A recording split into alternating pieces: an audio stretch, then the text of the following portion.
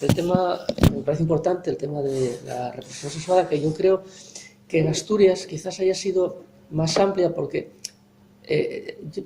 yo creo que los militares vienen con el rescoldo del tema de la Revolución de Octubre del 34 y con el tema de que en Asturias todo el mundo, todos eran rojos, entonces esa violencia que, por ejemplo, los propios generales Mola, meses antes de que se hubiese el golpe de Estado, ya repartía vales para todos los rojos o toda la gente que atacase al levantamiento, ¿no? Sí, de hecho había unas directrices, Claro. ¿no?, donde especifica que la acción ha de ser en extremo violenta.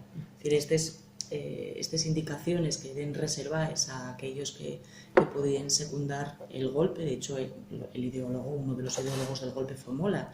Luego pasó lo que pasó y acabó quedando Franco, pero es verdad que son muy explícitos respecto a que tienen que ser muy violentos y que no pueden dejar nada detrás, que los hay que castigar severísimamente. Y otra cosa que bueno, y algo que Queipo de Llano, cuando alentaba a los militares a que violasen a las mujeres con frases como estos putes rojes y comunistas que practicaban el amor libre, ahora van a saber lo que son los hombres de verdad, no los maricas de los rojos, ¿no? Sí. Eso. Y sin embargo, una realidad de la que no tenemos constancia, porque yo creo que en algún momento ya lo habíamos hablado tú y yo, parece evidente como una consecuencia natural dentro de esta política de humillación y castigo al vencido que hubiera violaciones, pero constancia efectiva de que se hicieran con mujeres que lo reconozcan o que lo digan de otros, que normalmente, bueno, pues a mí no, pero a una compañera, a una amiga, a una conocida, no tenemos constancia de que hubiera violaciones. Vejaciones y abusos, indudablemente sí, pero violaciones tal como les podemos concebir hoy, eso no tenemos constancia, aunque seguramente sí lo hubo. Yo en una de las entrevistas que hice a Ramón Hermoso, que vive de la Viana, él decíame que vivía cerca de lo que era la cárcel de la Viana. Ramón andará por unos 60 años y tal, y que los mayores que comentaban que a las 3 o las 4 de la mañana en la cárcel de la Viana, que los aullidos que daban las mujeres y los algarabíes que tenían los represores, que llevabanlos a pensar a todos que sí tienen ahí el dolor, que quedaba físicamente pues en les mujeres rapaes o que saliesen maceraes o con un ojo saltado o tal, que siempre llevaban, como decía él, de maldito regalo esa vejación, ¿no? Claro, había prácticas que tenían contra las mujeres, que era lo de rapallos el pelo, que claro, ahora llámanos mucho, o sea, ahora no nos llama la atención porque vamos con el corte de pelo que queremos, pero en aquel entonces sí es verdad que tener la melena, aunque la llevara recogido, era un elemento de feminidad, y que te lo cortaran, y que te raparan, y que te obligaran a salir pelona, o que te dejaran la cabeza, que eso dicen en muchos testimonios, como una bola de billar, o a tijeretazos, ¿no? Que ahí era muy humillante, igual que te hicieran beber el aceite de ricino, porque implicaba pues que vomitabas, que te ponías perdida porque no podías controlar esfínteres. Bueno, entonces era como muy sucio. Pero mira, hay una cuestión que me llama la atención, porque respecto al tema de las violaciones, y dices, bueno, cuando recoges testimonios orales, estas indagaciones de manera indirecta, ¿no? Dices tú, bueno, todos sabemos los métodos contraceptivos o no contraceptivos que había en esa época. Entonces, si había violaciones, evidentemente nadie creo que tomara ningún tipo de medida contraceptiva, y sin embargo, dices, bueno, normal es que cayeran embarazadas. El caer en estado, y una frase que me resulta muy significativa y muy vieja, el caer en estado, que llegó una desgracia. Y entonces dices, bueno, pues puedes utilizarlo para preguntar, ¿no? Como investigación. Bueno, ¿y alguna que cayera en estado soltera y que se dijera o se comentara, pues esta tampoco? Tampoco. Porque, bueno, mujeres que se quedaran embarazadas de solteres, así. Entonces, había una, pero no había sido objeto de violación. Fue que se enamoró de un morito, de uno de los moros y entonces, claro, la criatura salió tostadina. Y dices tú, bueno, en algunos casos tenía que ser evidente si había abusos por parte de los moros, que yo creo que no. al menos con mujeres, con hombres parece ser que sí, dices tú, bueno, pues eso podría traducirse pues en un embarazo no deseado. Pero tampoco. Yeah. ¿Sabes? No sé si Sí. tú estás de acuerdo conmigo en que estas cosas al final coméntense. Oye, pues esta. Y no. Y además eso, lo de quién puede ser, tampoco. Entonces, eso yo lo que me hace pensar que violaciones debió de haber, pero ¿y embarazos? Yeah. ¿No lo pensaste nunca? Sí. Pasa que, bueno, hay perversiones que... Claro, como que la no leche. llegue, claro. Pero quiero decir que te puedan permitir a ti, luego tú no sabes si es real o no, pero que se diga, que se comente, porque esto ya lo hablamos más veces, Sí. lo de tan importante y lo que pasó, cómo recuerda la gente lo que pasó. Entonces alguien que te diga, esa tuvo la de soltera y dicen que no sé qué, dices tú, vale, ¿será o no será? Pero si dicen que lo tuvo con no sé quién, ¿aquí qué pasó? Yo lo que pasa es que viendo, a ver, cada vez que profundizo más en esto, decía ella mi madre el año pasado, que había momentos que tenía que tomarme una especie de 2 o 3 días de lapso, porque había situaciones, ahora parece que ya estoy haciendo más callo, entonces ya, aunque hay veces que tal, ¿no? Y viendo ciertas cosas, como hay otras formas de violar a la mujer que no sea, digamos, la penetración vaginal, pues tal, ¿no? Porque sí que es verdad que cuando había, por ejemplo, había casos de mujeres que tenían críos confugados y que de alguna manera, bueno, pues intentaban a lo mejor esconderlo, o el caso, por ejemplo, de la madre de Marcos, el nieto gitano, pues fue algo que era a todas luces evidente y que la abuela nunca, por lo menos después de un determinado momento, nunca lo escondió, ¿no? Pero yo que como esta perversidad, o como frases como la de Keipo de Llano y tal, yo es que planteóme que podrían ser aberraciones pues por otro sitio de canales, ¿no? Ya no solo, a lo mejor, incluso ellos, qué sé yo, no lo sé. Yo creo que eso requeriría profundizar más, claro, porque entendemos las relaciones sexuales hoy de manera muy abierta, pero a lo mejor no se entendía de manera tan abierta. Lo desconozco, pero mira, tengo una compañera que está trabajando sobre sexualidad en el franquismo. Me refiero por esto de que más te da que sea, es decir, mientras haya acuerdo, pero dudo mucho, ¿no? Lo desconozco. Lo desconozco, pero sí que es verdad que era una espada de Damocles para las mujeres. Hablamos, o sea, porque además la evidencia, o sea, ahí no tienes nada que esconder. Quedes embarazada y quedes embarazada, y eso ya te significa, tanto si fuiste objeto de violación por parte de un falangista o de un miembro de las fuerzas de orden público, como si quedes embarazada por tu compañero, que encima está fugado. Sí. Quiero decir, y que era un estigma, y encima, pues, soltera, o con un marido que tú sabes que está fugado. Yo tengo recogido testimonios de que me lo contaba la hija de ella, que decía, mi madre no iba sola a ver a mi padre, que estaba escondido. Iba siempre con mi tía, porque ya sabía lo que iba a pasar. Y esa hay una irresponsabilidad que los paisanos, estando fugados, con el riesgo que podían correr de que los cogieran y que los mataran, no dedicaban 2 minutos a pensar en el suplicio que estaban pasando ellos cuando les iban a ver noche tras noche para darles palices y para preguntarles por ellos, que encima guardaban silencio y que cuando los iban a ver, pues querían fiesta. Ese concepto, mira, decíamoslo, tanto Marcos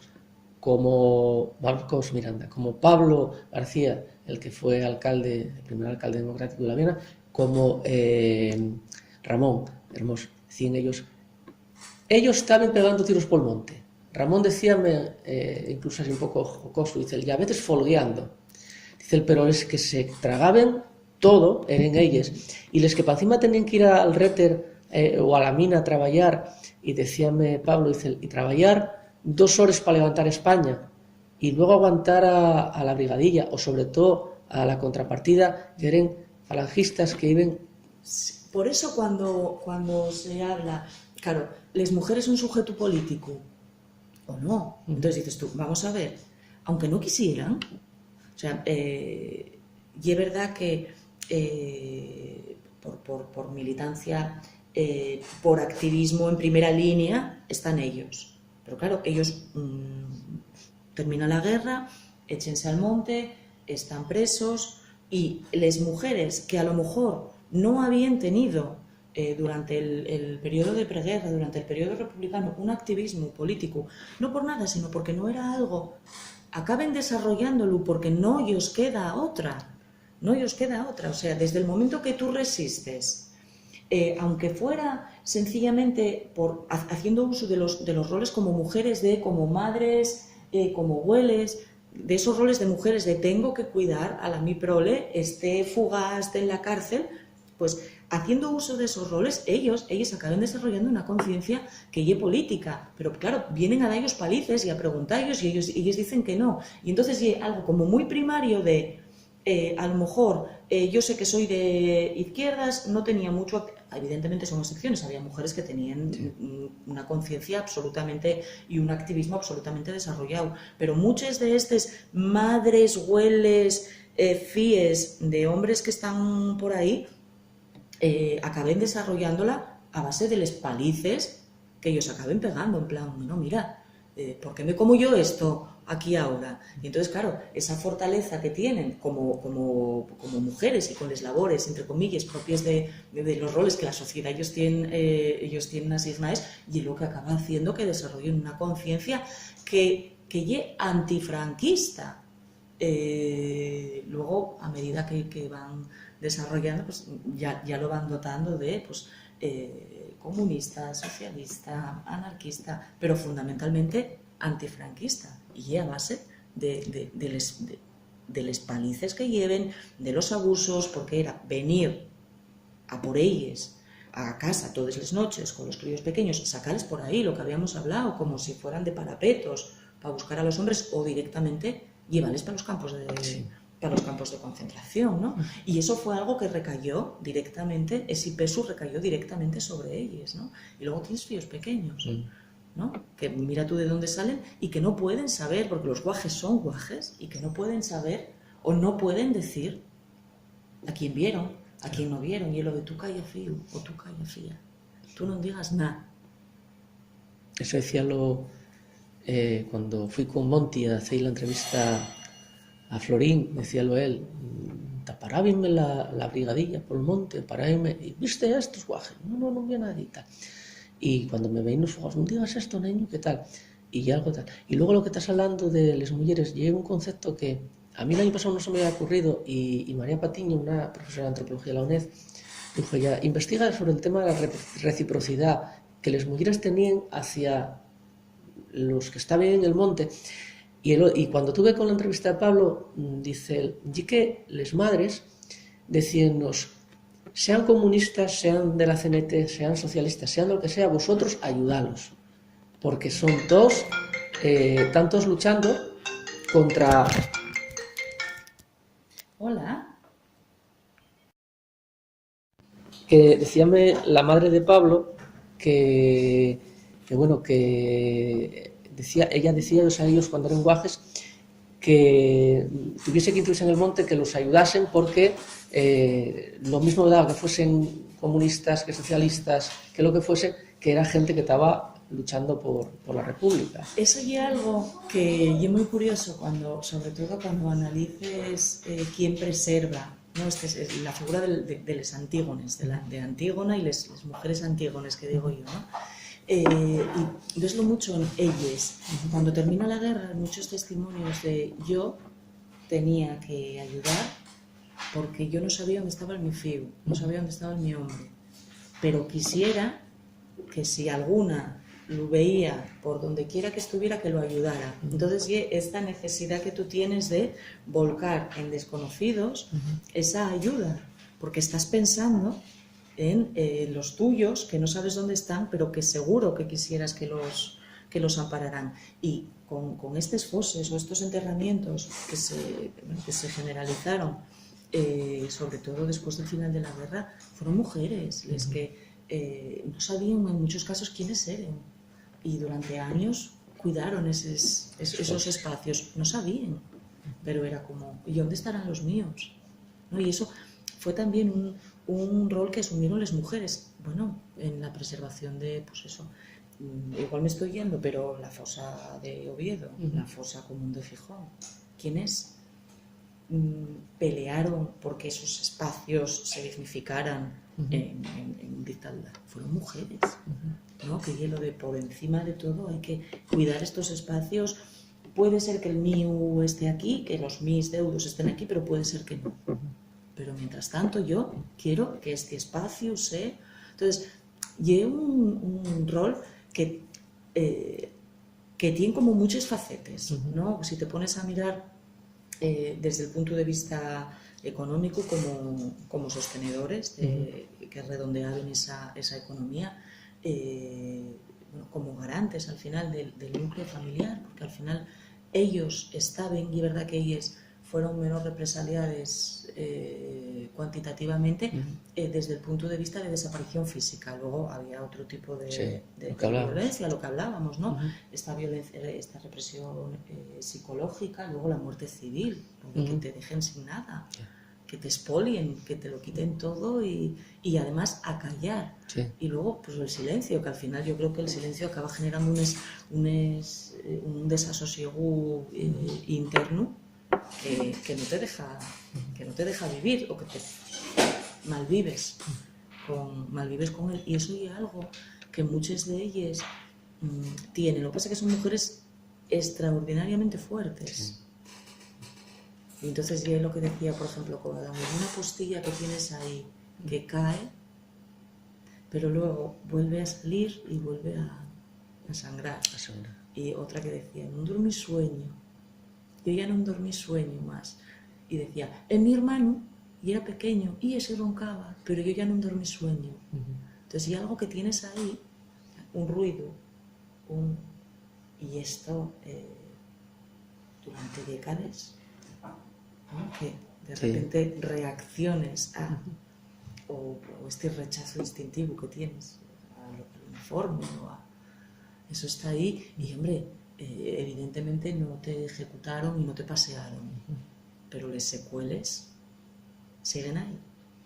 Es que ellos, lo que te comentaba antes, ¿no? Los que estaban arriba, ¿no? Pues si tenían que pegar tiros o tenían que escapar, pero que ellos eso no lo podían hacer porque tenían la familia y no podían escapar. Y cuando a lo mejor una de las estrategias que cuando era tan gordo era cambiaban a lo mejor domicilio, pero era peor porque no tenían las redes de parentesco que les ayudasen. En los servicios de inteligencia, los propios falangistas decían, oye, tenémosla aquí y venga por ella, y al no ser conocida que la apoyase nadie, pues era peor. Entonces era una situación... Sí, es que yo creo que como más amparadas se podían sentir era en el propio entorno de ellas. Luego, y es verdad que la situación, yo creo que hasta 46, que yo creo que allí cuando directamente dicen vamos a liquidar, o sea, por parte del régimen hay una política de vamos a liquidar todo lo que hay por monte, lo que hay es una situación,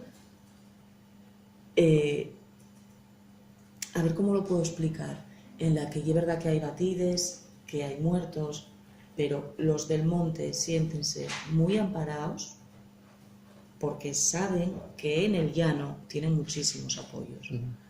Y sí, estar en el llano son niños, evidentemente hay paisanos, estamos hablando de mujeres, pero bueno, porque me parece que también el objeto de trabajo del tema, pero hay mujeres, o sea, y son absolutamente fundamentales como soporte, ¿no? Y cuando eso se rompe, que también hay otra estrategia, llevamos a liquidar lo que hay por el monte, van a por la gente del llano, van a por la gente del llano. ¿Y a por qué van? A por las mujeres. Porque además era una forma de que, como el que estaba en el monte y atacaba en la familia, era una forma de que respondiese y cometiese errores también, ¿no? Y eso ya algo que era, bueno, pues parte de esa organización, de esa mecánica de represión. ¿Sabes qué pasa? Que a medida que se pierde este sostén en el llano, que ellos van quedando cada vez más aislados, pues entiendes que se den ciertos golpes, ¿no? Que hay atracos, que entiendes. Eso ocurre, y ocurre por una clara política de supervivencia. Necesidad. Claro, donde antes a lo mejor un guaje o una mujer te llevaba leche, te llevaba tal, o intercambiaba no sé qué, y te permitía pues obtener munición, algo de calzado, cuando de repente te encuentres con que eso está cortado, ¿a qué recurres? ¿No?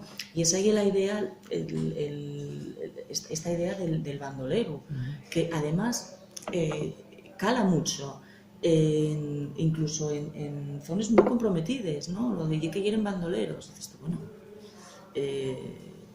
sobre supervivientes. sí, porque es verdad que esa fue la imagen que trató de imponer el régimen, lo de que quieren asesinos, ¿no? O ladrones que expoliaban sin más y que secuestraban los secuestros. Y dices tú, bueno, vamos a ver, o sea, esto yo como todo en una determinada situación y en un determinado contexto que es político, ¿no? Lo que pasa que, claro, tiendes a despojar de la connotación política, ¿no? Y criminalizas. Absolutamente, absolutamente. Igual que a las mujeres. Entonces, claro, oye, ese periodo de los fugaos, luego los guerrilleros que enarbolen una bandera, pueden ser socialistas, pueden ser, sobre todo luego, después de que se van los socialistas, la guerrilla comunista, ¿no? Pero claro, que en la memoria quedaron asociados a la figura de los bandoleros. ¿Cuál era la situación? ¿Qué militancia? ¿Qué activismo? ¿Qué era lo que los movía a hacer lo que hacían, ¿no?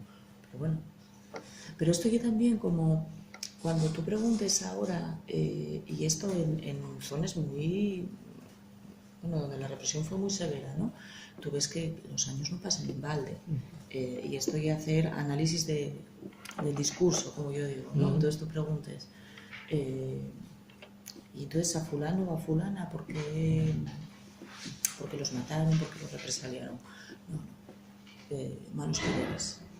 Y esto que te lo diga una persona muy activista, dices, bueno, estos son 40 años de demonizar al rojo. Dices tú, hombre, seguramente habría motivos personales.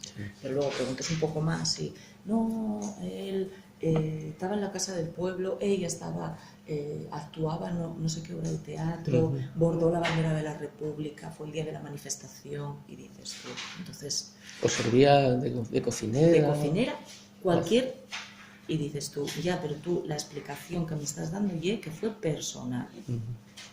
Entonces, estas mismas personas están despojando de una lectura política el porqué de la desaparición o del castigo a los vecinos o a los familiares. Y yo creo que eso tiene que ver con 40 años de demonización del rojo, ¿no? Entonces, hasta que llegamos a la fase esta de no, tenía un compromiso, tenía una militancia, y es verdad que a lo mejor llevábase mal con el vecino, pero también nos llevamos mal con los vecinos, y no vamos y pegamos 4 tiros, ¿sabes? Entonces esto aquí hay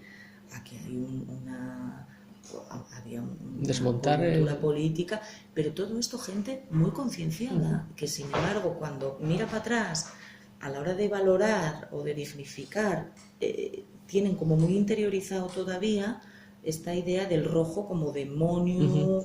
Entonces vamos a quitar toda connotación política y vamos a dejarlo en que fue algo personal, y eso es absolutamente perverso, porque sigue teniendo consecuencias hoy. Y esto, claro, vale cuando trates de analizar el papel o el rol de las mujeres en esa coyuntura. ¿Fue personal que ayudaran a los del monte? Hombre, sí. Sí, tenían familiares, pero no solo pero personal. Había también una vinculación ideológica. Claro, desde el momento que tú arriesgues la vida y lleves palos y te toca estar por cárceles, y personal, sí, hombre, hay algo más también, ¿no? Y yo creo que eso es lo que hay que... Sí, porque si no das un paso atrás. Yo creo que sí. El caso de Maricuela, por ejemplo, que tuvo toda la vida peleando, y otras tantas. Y porque es que, referido a eso y lo que habíamos hablado antes, esa era la política que tenían los generales golpistas, el acabar con todo lo que sonase a rojo, y había vales para todos, ¿no? O lo que Keipo en su momento decía, de violar y de tal, ¿no? Y Y ahí, en el libro de la matanza de Vindoria, hay creo que en la página 46 hay una parte muy importante que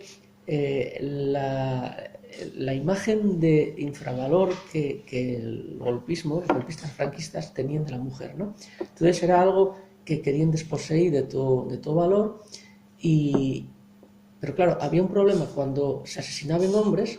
Como eran hombres había todo un planteamiento militar detrás, pero cuando había mujeres, como era imposible digamos, de defender ese crimen, incluso a lo mejor hacia el exterior, ¿no? Porque de hecho hubo sanciones internacionales, que no aparece nunca nada. Y hay casos, yo creo que llaman las mujeres fantasmas, que a lo mejor como habían nacido hacía 30 o 40 años, en un estado también que era patriarcal, antes de lo que era la república, a lo mejor no estaban ni asentadas. Y no existieron cuando les mataron, como no había ni parte de defunción ni nada, pues hay casos de mujeres que no existieron. Pues eso pasa también con los paisanos, pero tiene que ver con, a ver cómo te lo explico, y esta desaparición civil. Mira, por ejemplo, tú normalmente cuando te asienten en el registro civil, si lo faen, y si no, pues cuando te van a bautizar, porque es verdad que rojos son la mayor parte bautizados de todos, con lo cual te ven asentados en el civil y en los archivos parroquiales, en los libros de bautismos de los archivos parroquiales. Entonces a mí parece absolutamente desolador que desaparezcas y que no haya constancia en el registro de que tú, vale, naciste, pero no moriste, ¿no? Entonces esta noción de esta persona no existió porque no quedó huella, o nadie, por distintas circunstancias que vamos a explicar ahora, fue y dijo, esta persona nació y murió así y así. Y yo creo que eso tendría que ser una reivindicación general, ¿no? De todos los desaparecidos que sabemos que murieron, pues que haya una inscripción. Cuando Garzón solicitó, que todo el mundo puso el grito en el cielo, cuando Garzón solicitó la partida de defunción de un tal Francisco Franco, wow, evidentemente todos vimos cómo se enterraba, pero dices tú, ya, pero oficialmente a mí la constatación de que esta persona murió tiene que dármela el registro civil. Y yo, claro, lógico. ¿Qué pasa con todos estos hombres y mujeres que murieron por lo que sea, les familias, por lo que sea, no, por miedo, les familias nunca les anotaron en el registro y no existen? Y es que ya es absolutamente desolador. Entonces tú tienes muchos testimonios de gente, y fulano y mengano, y cómo se apellidaba, y no están inscritos. Y dices, está en la memoria de la gente. Entonces, claro, yo creo, y en su momento, cuando trabajaba mucho sobre esto, yo parece que tiene que ser, o sea, que una de las actuaciones que tendrían que llevar a cabo las asociaciones de memoria y una inscripción generalizada en los registros civiles de todas aquellas personas no anotadas, porque ahora, bueno, pues hay cassettes, tienes esa memoria, pero cuando en los 80, a finales de los 80, hubo una ley que reconocía a las viudas de guerra, bueno, pues lo que hizo el gobierno fue decir, traen una inscripción en el registro civil. Entonces, ¿en qué registro? ¿Dónde se apuntaron? Y permitieron, de hecho hay inscripciones, yo creo que la más tardía que encontré de personas desaparecidas como consecuencia de la guerra fue de 2005. Entonces no, y esa muerte que es física, que permanece en la memoria de los deudos, que si tú tienes interés, trasládeslo, ¿no? De padres a fíos, de fíos a nietos, porque mi abuelo, porque mi bisabuela, tal, ¿no? Entonces esa muerte física, pero luego esa otra muerte civil. Civil, institucional. Que no, claro, que no, o sea, que no. Y esa parte, eso por una parte, y luego por otra parte toda la retahíla de leyes y disposiciones tendentes a hacer desaparecer cualquier rasgo de tienes que pagar económicamente, ¿no? Con la ley esta de responsabilidades. Que mira tú, roba ya o sea, quita ya un prove, mira tú qué gracia, o sea, al final fue algo absurdo, porque ¿quién es en su mayor parte el perfil de gente que se levantó contra o que luchó para Obreros. defender obreros. ¿Qué tenían los obreros? Un prau a lo mejor y una cuadra. Entonces, claro, esta ley de responsabilidades políticas, que además era absolutamente perversa, porque se retrotraía al 34, o sea, que tú no, o sea, las leyes no se pueden retrotraer, o sea, tienen que entrar en vigor, tienen que aplicarse desde el momento que entren en vigor, no pueden tener carácter retroactivo, es que eso es una arbitrariedad, vamos, como tantas otras, ¿no? Entonces, esa muerte civil desde el momento en que no te anoten, que tan sencillo, ¿no? Sencillo. Hubo mucha gente que fue a anotar a los familiares y no. Hubo muchos casos, sobre todo, igual 20 años después de acabada la guerra por temas de herencias. Y entonces fueron ¿y qué ponemos? Pues este era un rojo. Vamos a poner que murió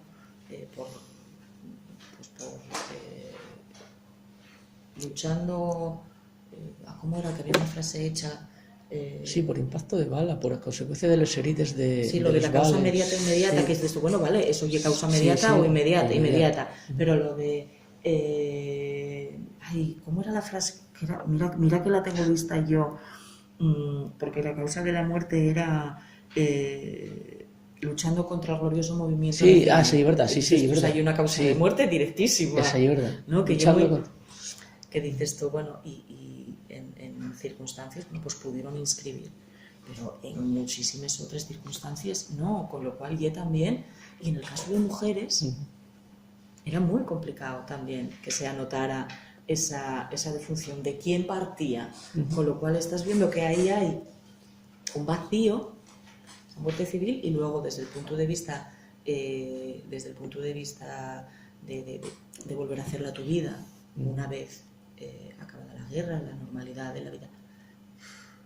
Claro, es que era expolio, imposibilidad de acceso a determinados trabajos, humillación por el hecho de ser mujer, claro, es que es incuantificable desde el punto de vista psicológico. Incluso había casos de matrimonios que, como no eran matrimonios por eclesiásticos, al ser matrimonios civiles y al quedar viudas ellas, el franquismo no reconoció ningún tipo de beneficio de ninguna pensión. Claro, eso por una parte, pero imagínate los segundos matrimonios que se permitieron.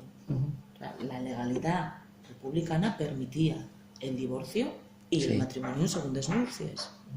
Claro, ¿en qué situación quedaron los hijos? Primero, la mujer casada en segundas nupcias, pero sobre todo pasaron a ser ilegítimos los hijos nacidos de esas segundas nupcias. Y a toda la gente que se casó por el parapeto, ¿sabes lo que era casarse por el parapeto? Obligaronlos a casarse después por la iglesia. Una de las, que además es que lo tengo muy reciente porque lo estuve escuchando la semana pasada, contaba Beatriz Rey Ticina en Turón a propósito, porque a la hermana cree que está en el Fortuna. La hermana había sido camillera en el frente y había casado por parapeto o había tenido una relación. El caso es que ella llegó embarazada de su pareja, coincidió el final de la caída del Frente Norte, y ella dio a luz, parturió ella y la madre en casa. Y como a los 15 días de dar a luz, vinieron moces de la sección, mujeres de la sección femenina, y venían directamente a bautizar a la criatura. Y ella dijo, no, a mi fía no la bautizáis. Nada, tranquila. Vinieron como a los 4 días, cuenta la hermana que lo vio, vinieron a los 4 días a por ella. Ella, como estaba dando la teta, llevóla, y luego tuvieronla como 3 días en un centro de detención, en las escuelas de Turón, y iban a llevar a la niña para la teta, que era la relación que tenían y que permitían vela, y de buenas a primeras, ya no está. Y cuando empiezan a decir, está en Fortuna. Pero el recuerdo de, vamos, bautizátela, y ella, no. Y cuenta esta misma mujer que cuando llevaban a la hermana y a la criatura, que les llevaban presas, decía a la madre, matáisla y a la filla quemáisla. Una mujer que tenía, que le habían matado, no sé si en el frente o represaliado, Sí. Eso ella tampoco lo sabía, la mujer que lo cuenta, que le había matado un fío. Entonces, claro, era con un bebé, Sí. que la criatura tenía 15 días. 15 días. Y él también, en este caso, y una mujer la represaliada. O sea, ella lo que sabe y que está en un centro de detención, que la maltraten, ¿no? Puede dar la teta y llega un momento en que ya no tal, pero luego ya no saben más. Creen que presumiblemente está en Fortuna. Pero certeza, ninguna. Y esto enlaza con lo que te decía de estas mujeres que si ven cadáveres, que si los encuentren, los cuiden, como si fueran los de los suyos, porque ellas querrían que otras mujeres hicieran lo mismo. Con los suyos. Claro. Es el concepto así de reciprocidad que te había comentado, que me decía María Patiño, la profe de antropología, que es algo que sobre todo en situaciones de terror o situaciones dramáticas, que estas relaciones que van más allá de lo que hay parentesco, ¿no? Sí. Y un parentesco ya más social, más tribal, el ayudar. Y muy propio de mujeres. De mujeres, sí. De mujeres que tienen interiorizado ese rol de protectores. Por educación cultural también. Sí, pero que, fíjate, ni siquiera ellas mismas son conscientes, y una lectura que hacemos nosotros, pero que es completamente transgresora. Sí. Porque dicen, vamos a cuidar de esto, que no lo podemos hacer, que no se nos permite. Entonces, yo muchas veces veo como hacer de la necesidad virtud. Sí. ¿No? Y entonces, muy a pesar del régimen, están transgrediendo el papel que tienen asignado, ¿no? Porque ayuden a proscritos, cuiden tumbes que no deberían de cuidar, lleven flores. Y eso, pues, porque son garantes tienen que cuidar ese entorno en el que viven. Los garantes de la cultura, de lo que lleve. Claro. El espacio. ¿Cómo vas a dejar un cuerpo sin enterrar? ¿Cómo vas a dejar que lo pisoteen de esa manera? Dame igual que sea vecino o que sea un completo desconocido. Y eso es absolutamente transgresor, por mucho que digan, bueno, y era labor propia, y cuidar, ¿no? Y una labor de cuidado, el que se asocia a la mujer. Pero claro, espera, hace otra lectura más. O sea, vete un pasín más allá. Comprometido, ¿no? Sí. Eso cuenta la Maricuela en el libro, que cuando maten al hermano a machetazos en Carballín, que la madre lo primero que hace es mudarse de Sotrón a Carballín y ir a ayudar a las familias que estaban allí también, pues a mantener limpia la tumba, saltaban el muro del cementerio, e incluso cuando llegaba la tropa y los pillaba, pues ella seguía con esa labor, ¿no? de mantener la esencia del fío que estaba allí asesinado y de la forma que había sido asesinado, ¿no? La madre de Maricuela y una mujer absolutamente fascinante, porque, como decía Maricuela, mi madre era moderna. Sí. Fumaba. Es verdad. Y era partera. Partera. Que eso era un trabajo. Y Una había mujer sacado el título en Madrid. Que trabajaba. Y separada del padre. Sí. Que decía ella, hizo los dios y juntólos el demonio. Entonces, claro, la mujer era una cosa que no la propia Maricuela trabajando, ¿cómo fue?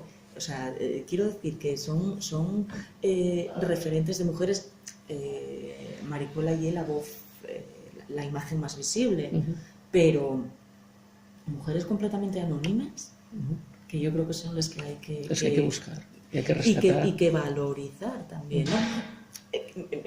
Valorizar, desde luego nosotros sí, pero ellas mismas. O sea, porque ellas mismas y una cosa. Porque no se dan importancia. No. Yo cuando digo a mi madre que la quiero entrevistar, ahora tengo 80 años, y claro, vivió de guaje, decía, no me entrevistes a mí. A ver, pero sí, y es que yo, todo lo que puedo saber de mi infancia y de lo que me contasteis, la carnicería de mi abuela, que nunca la robaron los fugaos, que no sé qué, que mi abuelo andaba por el monte, por los mercados y nunca hicieron nada, que no sé qué, eso se lo vía, o sea, como mamé la leche, mamé eso, vi a mi abuela y vi a mi madre, ¿no?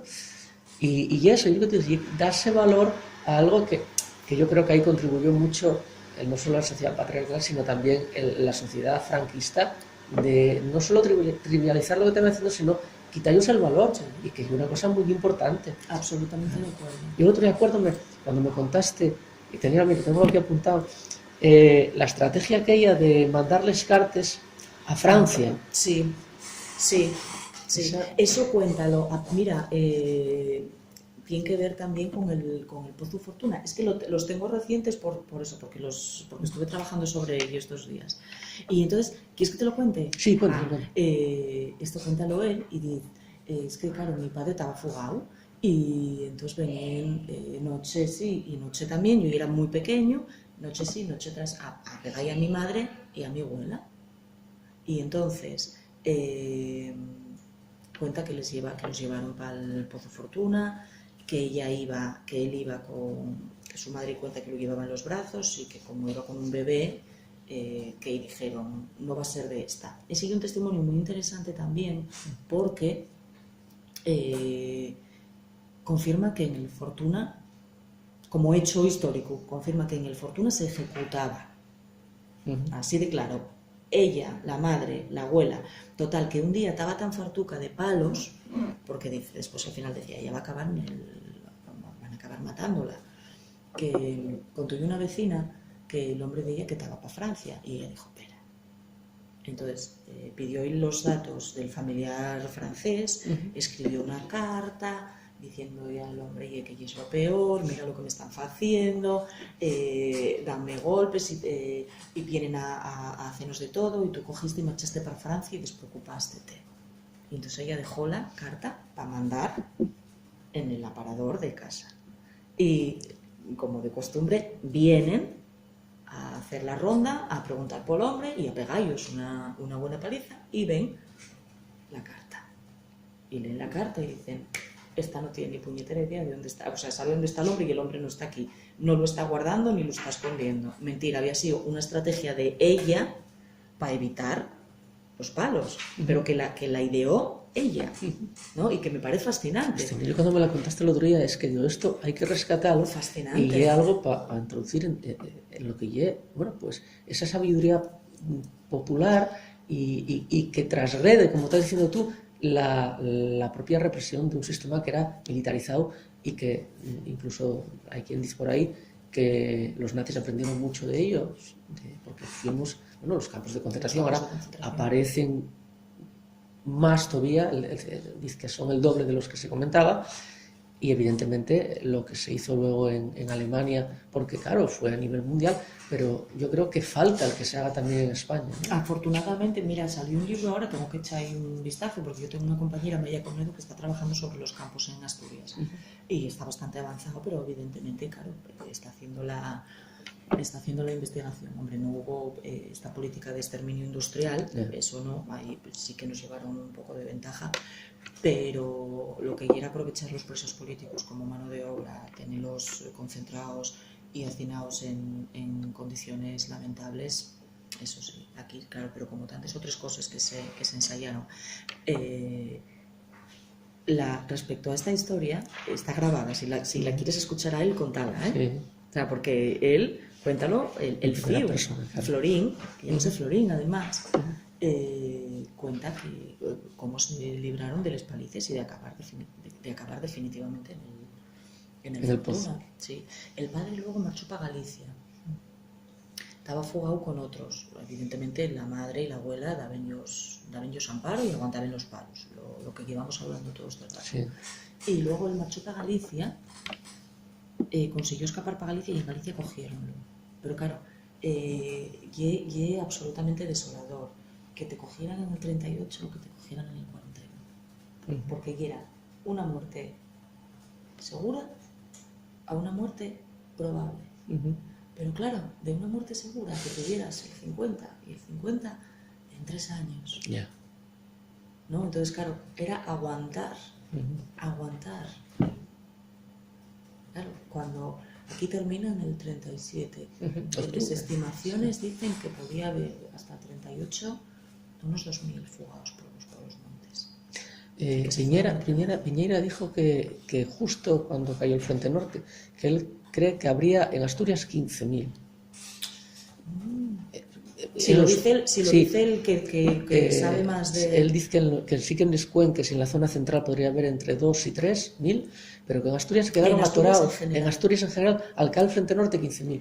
Que de hecho luego corroborando también cuando Pedro Alberto dice que intentaba escapar la gente de Gijón en barcos, pero que no había barcos, y que Mata mandó a Lolo, un tío de Pedro Alberto, a organizar aquello, pero decía, mira, dice, las acciones de guerra, eso dicho por Pedro Alberto, contado por ti, ¿no? Las acciones de guerra eran algo épico muchas veces y era extraordinario, pero al ver la gente del pueblo morir, incluso decía, gente que se tiraba al mar sin saber nadar porque no había barcos, dice, y eso era lo que a ellos se os carcomía la sangre. Imagínate. Hubo una salida, que está ahí una historia también muy interesante, y además de mujeres, ¿no? Que son ellas las que... son dos hermanas, ¿no? Y una con un pánico atroz y otra que dice que no, que de ninguna manera, que ella que lo tiene que contar y que lo va a decir y manda una carta. Y la historia es que el padre era socialista y en el 39 organizase una salida bastante masiva de fugaos por toda la zona central de los que están en la zona de Peñamayor, los Puentes, tal, y van a salir por tazones. Y eso frustrase. Por alguna razón les fuerzas entérense y acaba habiendo, si quieres, casi un choque militar, ¿no? Algo en tiempos de paz, entre comillas, ¿vale? Y al padre de esta moza, de esta señora, de Araceli, mátenlo. Cae intentando, a la altura de Colunga, cae intentando llegar a tazones, ¿no? Y entonces cuenta cómo lo maten, o sea, cógenlo, captúrenlo y voy a dar los datos porque los sí. Hay un bar que yo creo que existe todavía que lleva Giralda y entonces el dueño de la Giralda cuenten los que lo vieron que lo amarró y que dio palos hasta que lo mató y quedó allí enterrado detrás de la Giralda. Esto es una información que tienen Araceli y la hermana. Pasan los años y, bueno, ¿qué vas a hacer? Pero siempre supieron, dicen que mi padre está ahí. Contómelo este y dicen que fue el de Talchigre. Llega la democracia. Y Araceli, con los xenros, ni corta ni perezosa, va a sacar a su padre. Y saca a su padre. Ni peritos, ni autorización judicial, es que ni pedí permiso al dueño del Prado. Faltaría más. Ella topó a su padre y con una maquinina, una pluma de estas pequeñas, pim, ala, mi padre para casa. Pero escribí una carta al del bar, diciendo, sé todo lo que hiciste. El del bar vivía de aquella, pero ella era muy mayor. Y el hijo, la que contesta, el hijo del bar, y dice, deja en paz a mi padre. Dice, yo tenía que contarlo y quedéme muy a gusto y yo tenía que decir que yo era un asesino y mi hermana decíame que no me metiera, que callara la boca. Son distintas maneras de afrontar la pérdida del padre, la madre por supuesto en los campos de concentración, porque ellas eran niñas. Niñas, 10, 11 años. Eso pareció, contómelo también Olaya, Turrado. El padre, el Güelo, tenía la familia, el Güelo era joven, pero era un joven, más joven de los hermanos, creo, pero un hermano del Güelo era Bienvenido Turrado, que tuvo 3 consejos de guerra y los 3 pena de muerte, y las hermanas más jóvenes estuvieron en Figueras. Entonces, muchos años después, uno de los hermanos, de los más jóvenes, por lo visto fueron de playa a la zona de Tapia y tal, y creo que vio a uno de los que les cuidaba, vamos a decirlo así. Y dijo, oye, mira, soy hermano de tal y tal, acuérdate de ellas. Y dijo, faltó y tiempo para echar a correr. Pero por lo visto todavía llevaba pistola. Ah, sí. Y esto pues igual fueron en los años 70, me decía Olaya y tal, ¿no? Pero luego la gente busca una especie de justicia poética. No sé cómo decirte. Gente que fue muy represora, que castigó mucho, que se ellos imputen muertes, pero además malos tratos y demás, tú siempre preguntas, yo pregunto, ¿cómo murió? Dicen, ay, con un cáncer de lengua terrible, tuvo muy mala muerte. Y desconozco si es cierto o no es cierto, pero esta necesidad que tienes de que haya una especie de justicia, dices, con todo el mal que hiciste, no puedes morirte en la cama tranquilamente, tienes que morirte como un perro. Y eso, pregunta, ya verás cómo te lo dicen, murió como un perro, solo, no fue nadie a velarlo. No tiene su explicación, si fuiste un cabrón. No, o a lo mejor no, a lo mejor hubo un montón de gente, da igual, tú necesites justificar, que hubo una justicia social. Sí, algo. La justicia universal. Sí, o sea, algo que digas, murió como un perro. Lo del cáncer de lengua, que parece ser que hay un cáncer terrorífico, que no te permite hablar, o morir como un perro. Sí. Asegúrate pregunta la próxima vez y ya verás cómo te dicen, oye, ¿cómo muriste como un perro?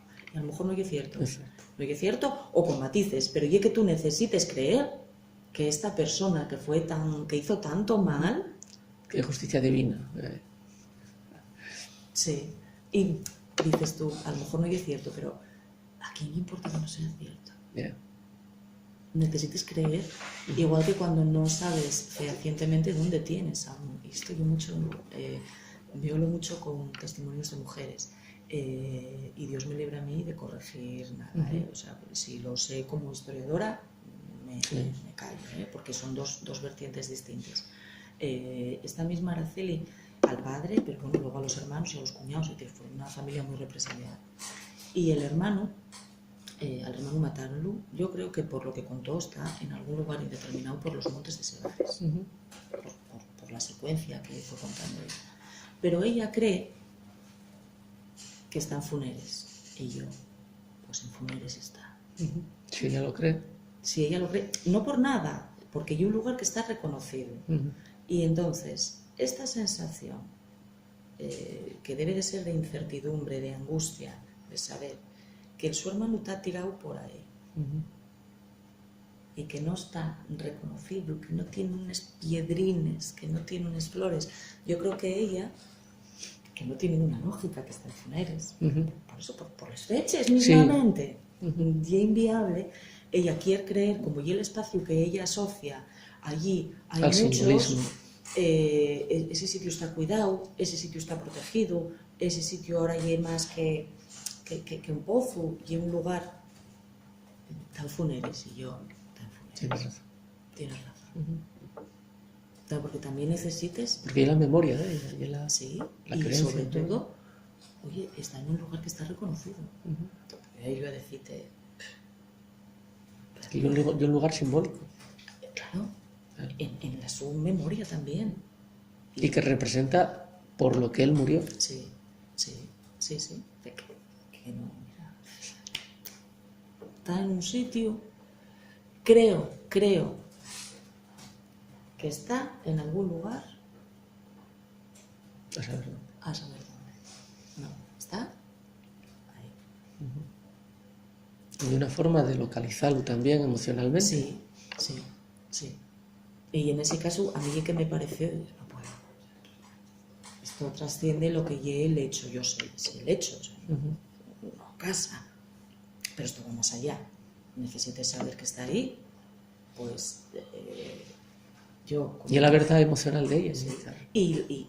Y que ella está preguntando a una historiadora, o sea, yo creo que también tienes que saber decir,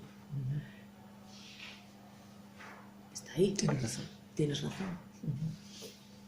Oye, te digo, yo el otro día quedé asustado cuando se iban a ver a Julio y viven, pues, el fío y la nuera a 5 metros de una fosa y ellos a 20 metros de una fosa. Y hay 3, porque además la mujer del que crióse ahí de pequeña, decía, ahí había 3, y yo era muy pequeñina y veía desde casa unos pies colgando del mato, de la sebe, y al día siguiente los zapatos ya no estaban. Entonces, por esto, llegó Nofre con la noche, a las 2 o 3 noches, y púsolos en una posición, digamos, honorable, porque ellos habían estado como bien quedado, ¿no? Entonces, al parecer hubo uno de los tres que estaban ahí y tuvo suerte y está enterrado en el cementerio Hugo Cañín, pero los otros dos están enterrados del lado de un, no sé qué, el que está en el vídeo, no sé qué, sí, será un roble o tal, y están ahí enterrados, y ellos saben y vivieron toda la vida sabiendo que ahí hay dos personas enterradas. Porque eso es una manera también de proteger el espacio, claro, y de preservar. Si hoy sabemos de las fosas, y porque a pesar de todo el empeño que puso el régimen en que no se supiera, en que se olvidara, en negar lo evidente, siempre se fue trasladando. Es decir, igual que lo sabe la moza esta, pero supongo que, y esta dirá, y lo va a las generaciones siguientes. Aquí hay... Entonces, son guardianes de memoria, esa gente son albaceas de memoria. Absolutamente. Maravilloso, ¿no? Absolutamente, sí, sí. Yo es que creo que la historia de Antígona encaja a la perfección. Perfectamente. Para mí son antígonas y además sí que son mujeres. ¿No? Entonces, como en muchas otras cosas, preserven la memoria de espacios y en realidad tanto ellos da si son conocidos como desconocidos. Ahora, a quien llega y pregunta, dicen hilo. Depende de cómo vayas preguntando, pero nunca se sabe. Nunca se sabe. Y si hay algún detalle que te puedan dar, pues tenía como una mujer que quedó muy impresionada. Yo estos detalles anótolos, que iba, esto lleva Arnau, Arnau no de Figueres, Arnau de Castellón, que la mandó su madre al economato y que encontró muerto con una pata de palo. Y entonces ella quedó impresionadísima. Y entonces, claro, yo, pata de palo. Pues por si alguien llega, no, que faltaba ahí. Claro, esa referencia, pues unila tú. Sí. Y además con bastantes años de diferencia, porque yo recuerdo, fue fascinante, trágicamente fascinante, pero yo sabía por los vecinos de Piloña, de Espinareu, que había una fosa en Ligüeria. Donde, nada, vienen, dícenmelo, una zona espectacular, esto que hablábamos de la vida y en la muerte, una zona guapísima, con el río ahí tal, súper bucólica, ¿no? Muy, muy guay. ¿Y quiénes son? No lo sé, solo sabemos, dicen los vecinos, no lo sabemos, solo sabemos que eran como 8 o 10, ¿vale? Anoto, Fosa Ligüeria desconocidos. Esto como en el 2005, en 2006.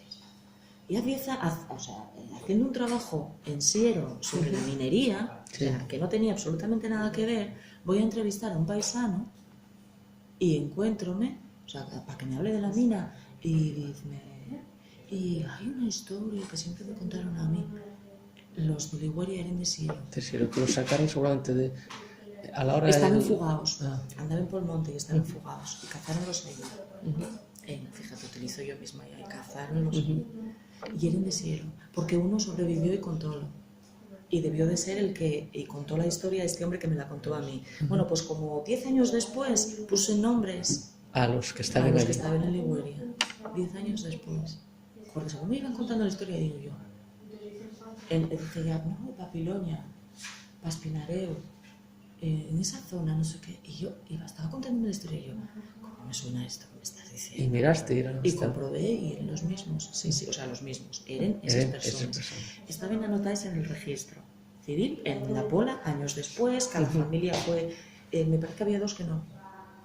Dos personas más que no sé quiénes son, que eran vecinos que no están anotados en el registro civil, pero los otros sí.